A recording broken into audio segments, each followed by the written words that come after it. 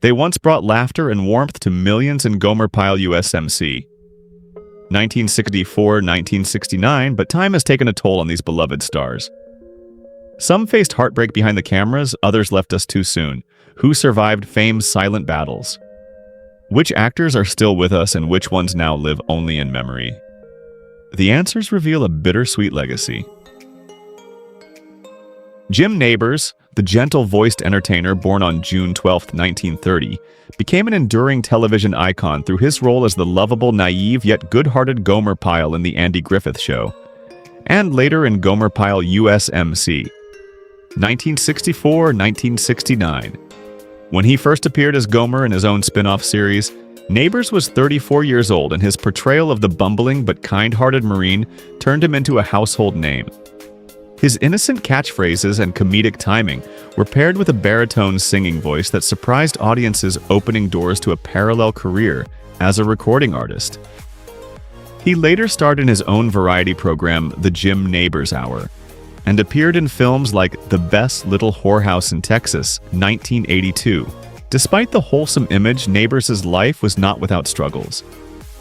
His career, though beloved at times, pigeonholed him as the simple country boy limiting opportunities in Hollywood. Behind the scenes, he also battled health issues, including a serious liver transplant in the 1990s. Personal life presented its own hardships. He kept his private relationships quiet in an era when being openly gay in Hollywood could mean the end of a career. It wasn't until much later that he publicly acknowledged his long-term partner, Stan Cadwallader, whom he married in 2013 after more than 3 decades together. They had no children, but shared a quiet, supportive life in Hawaii. Nabors built a fortune through television music and live performances with his net worth. At the time of his passing, estimated around $15 million, his real estate included a lavish estate in Honolulu, complete with ocean views which reflected the success he had built despite setbacks. Jim Nabors died on November 30, 2017 in his Hawaii home from natural causes at the age of 87.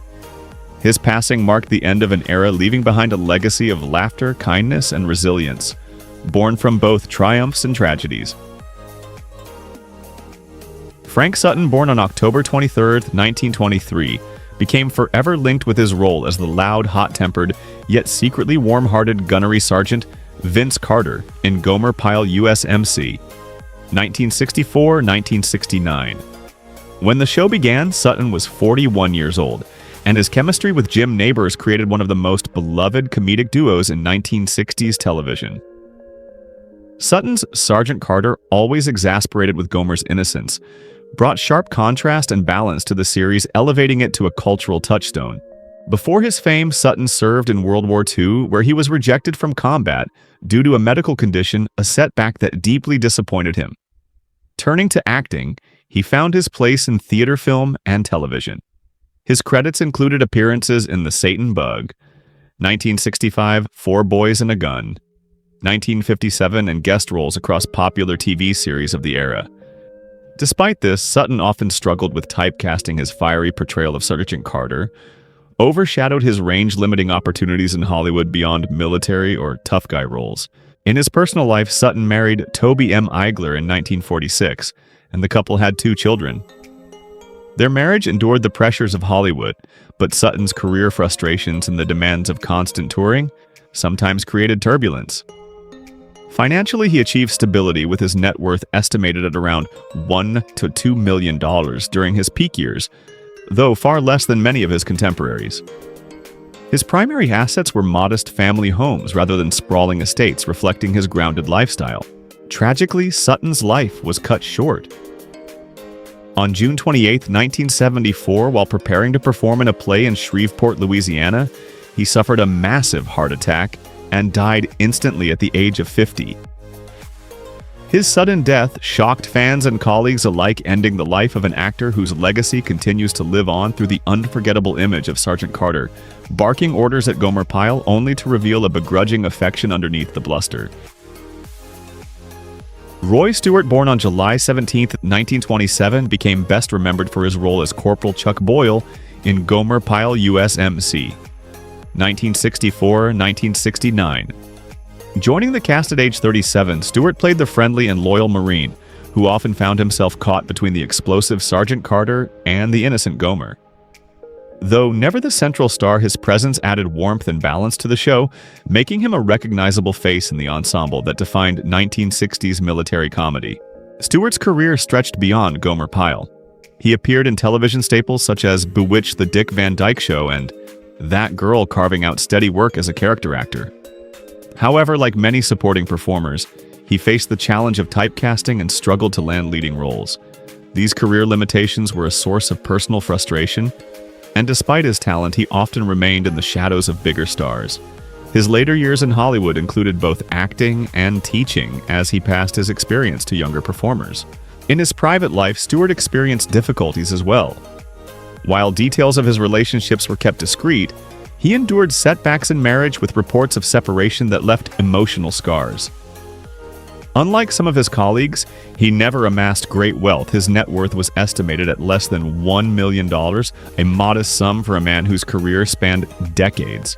Real estate-wise, he owned a comfortable but unremarkable home in Los Angeles, a far cry from the lavish estates of Hollywood elites. Tragically, Stewart's story closed in sadness. He died on December 25, 2005 in Los Angeles from cancer at the age of 78. His passing on Christmas Day gave his departure an even more poignant tone. Though not a headline star, Roy Stewart's contributions left an indelible mark on Gomer Pyle USMC, reminding audiences of the importance of every character in bringing humor and humanity to classic television. Forrest Compton, born on September 15, 1925, became a familiar face to television audiences through his role as Lieutenant Colonel Edward Gray in Gomer Pyle USMC, 1964-1969. When he joined the series, Compton was nearly 40 years old, and his character served as the authoritative but fair-minded commanding officer who often mediated between the hot-tempered Sergeant Carter and the ever-naive Gomer. His performance gave the show a layer of structure and authenticity, grounding the comedy with military formality. Compton's career extended well beyond Gomer Pyle. He was known for his long-running role as Mike Carr on the soap opera The Edge of Night, and appeared in numerous TV shows such as The Twilight Zone: My Three Sons, One Life to Live, and Another World. He also acted in films including the World War II drama Fail Safe, 1964. Despite his steady work, Compton never quite reached leading man stardom, a frustration that lingered through his career. Still, he became respected as a reliable character actor whose presence enriched countless productions. In his personal life, Compton lived more quietly than many of his peers. He married Jean Sementini in 1975, and the couple remained together until his death, though they had no children. He avoided the scandals and tabloid drama that plagued some actors, but the downside was that his career often went unnoticed outside soap opera fans and nostalgic viewers of Gomer Pyle. His net worth was modest, estimated at around $2 million, with his primary assets being a comfortable home in Shelter Island, New York, where he spent his later years in relative peace. Tragically, Forrest Compton's life ended during the COVID-19 pandemic. On April 4, 2020, he died from complications of the virus at the age of 94. His passing was a sobering reminder of the pandemic's toll, yet his legacy lives on in the characters he brought to life, whether as the stern but kind Lieutenant Collier Gray or the stalwart Mike Carr. He left behind a body of work marked by discipline, dignity, and resilience. Barbara Stewart, born on January 3, 1930, became widely recognized for her role as Miss Bunny Wilson, the sweet-natured girlfriend of Sergeant Vince Carter in Gomer Pyle USMC, 1964-1969. When she joined the series, she was in her mid-30s, bringing charm and comedic warmth to the role. As Miss Bunny, she provided a softer side to the often explosive Sergeant Carter, balancing his bluster with affection and adding a light romantic element to the show's military setting. Stewart's career extended far beyond Gomer Pyle.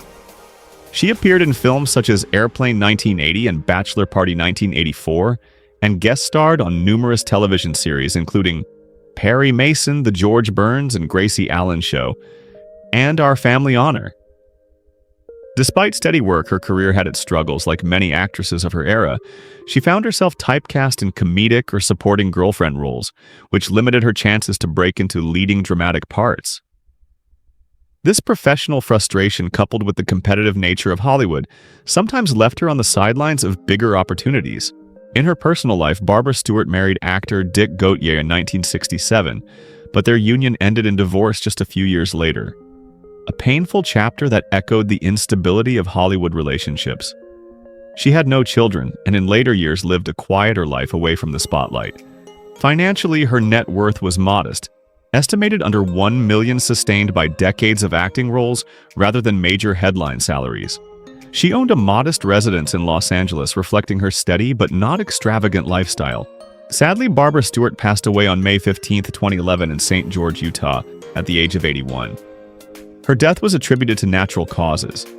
Though her name may not have reached the highest levels of stardom, her portrayal of Miss Bunny remains fondly remembered, capturing a slice of innocence, romance, and humor that contributed to the enduring charm of Gomer Pyle USMC and left a gentle mark on television history.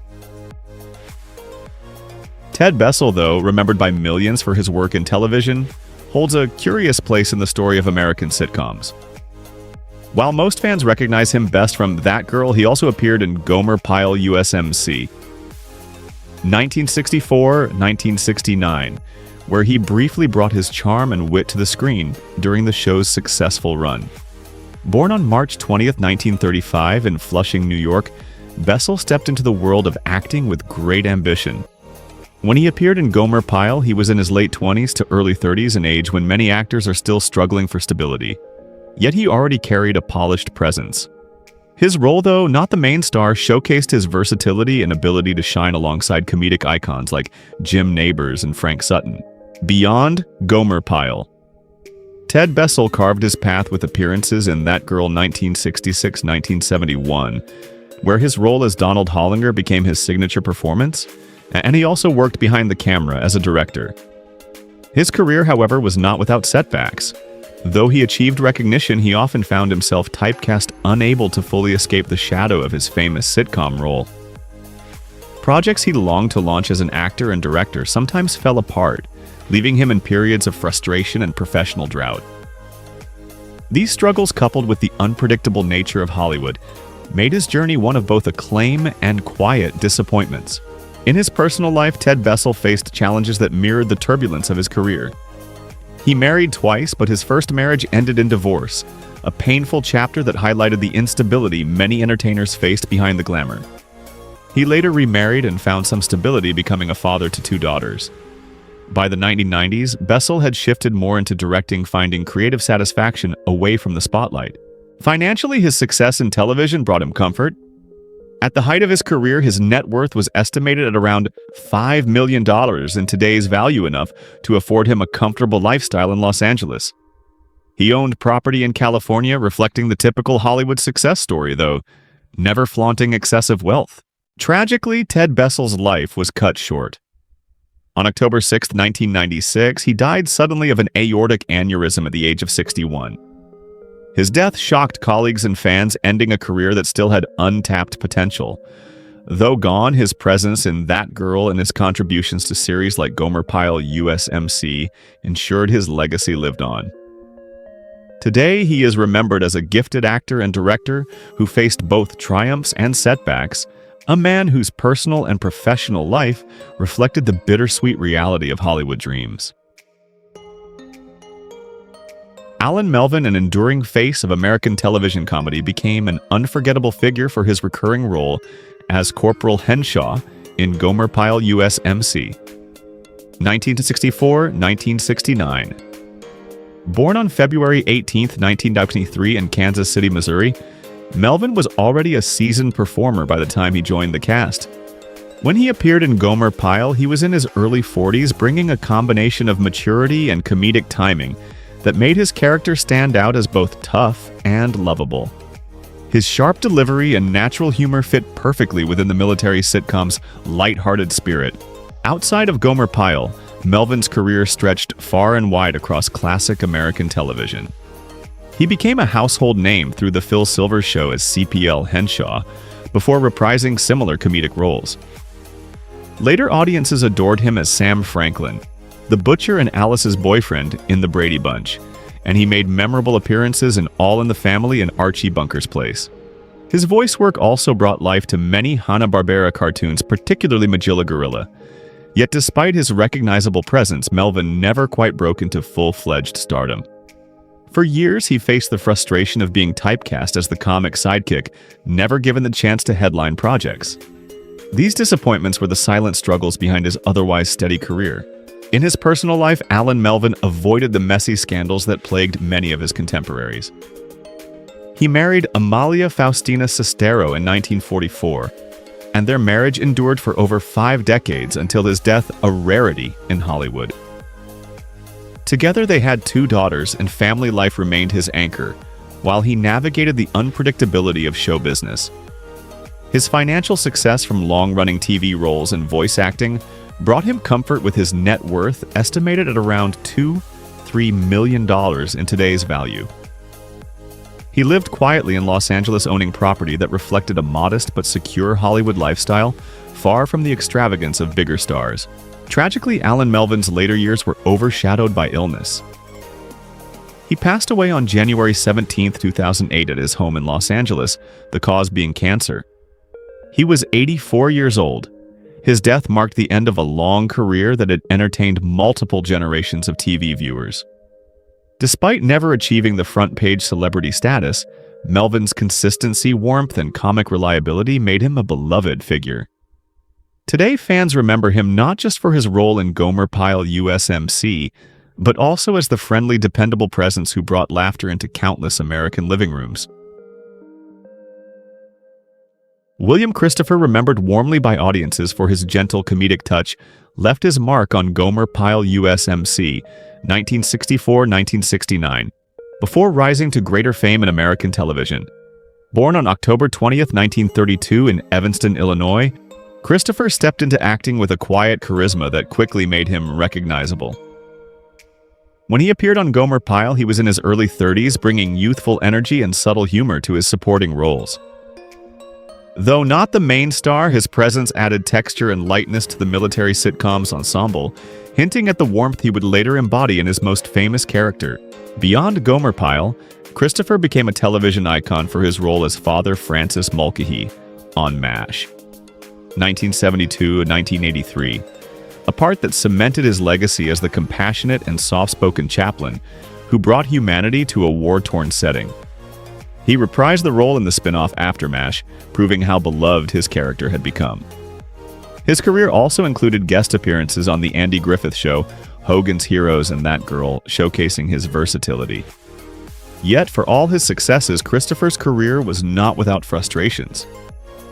Many casting directors saw him as the nice guy, limiting him to roles of meek, supportive characters, which sometimes prevented him from exploring a broader dramatic range. This typecasting became a quiet professional burden, a reminder of how Hollywood could both reward and restrict an actor's path. In his personal life, William Christopher's story reflected resilience and devotion. He married Barbara O'Connor in 1957, and their marriage endured for nearly 60 years. Together, they had 2 sons, one of whom was diagnosed with autism. This became both a challenge and a cause that defined Christopher's private life. Instead of succumbing to the hardship, he and his wife became advocates for autism awareness, even co-authoring a book about raising a child with autism. The struggle was at times overwhelming, but it also gave his life purpose beyond acting. Financially, Christopher lived comfortably from his television success, with an estimated net worth of around $4-5 million in today's terms. He owned a family home in Pasadena, California, preferring a modest lifestyle compared to Hollywood extravagance. Tragically, William Christopher's final years were overshadowed by illness. He was diagnosed with cancer, and on December 31, 2016, he passed away at his home in Pasadena at the age of 84. His death marked the loss of an actor who had quietly but profoundly touched audiences with warmth, sincerity, and humor. Though he faced typecasting and personal struggles, his enduring role as Father Mulcahy remains one of television's most beloved performances, ensuring his legacy as a gentle soul in the often harsh world of Hollywood. Elizabeth McRae, one of the most recognizable faces to pass through Gomer Pyle USMC, 1964 to 1969, charmed audiences with her lively spirit and warm Southern charm. Born on February 22, 1936, in Fayetteville, North Carolina, she was in her late 20s when she joined the series, embodying a youthful vibrancy that made her stand out. On the show, she became best known for her role as Lou Ann Poovey, the sweet and somewhat naive girlfriend of Jim Nabors' character, Gomer Pyle. Her chemistry with Nabors combined with her comic timing turned her into a fan favorite and gave the show an added touch of romance and humor. Before Gomer Pyle, Elizabeth McRae built a steady career as a television actress. She appeared in a wide range of series from The Andy Griffith Show to Gunsmoke Perry Mason and I Dream of Jeannie. Later, she also took roles in soap operas, including Days of Our Lives and General Hospital. Despite her natural talent, she often found herself typecast as the pretty girl or comic relief, and several projects she hoped would elevate her to stardom fell apart. These disappointments became recurring setbacks, leaving her in the shadow of bigger names despite her proven ability to light up the screen. Her personal life carried both happiness and turbulence. Elizabeth married multiple times, with some unions ending in divorce chapters that reflected the instability of balancing Hollywood with private life. Eventually, she found lasting companionship with actor and writer Charles Halsey, and together they shared a quieter life away from the relentless pace of show business.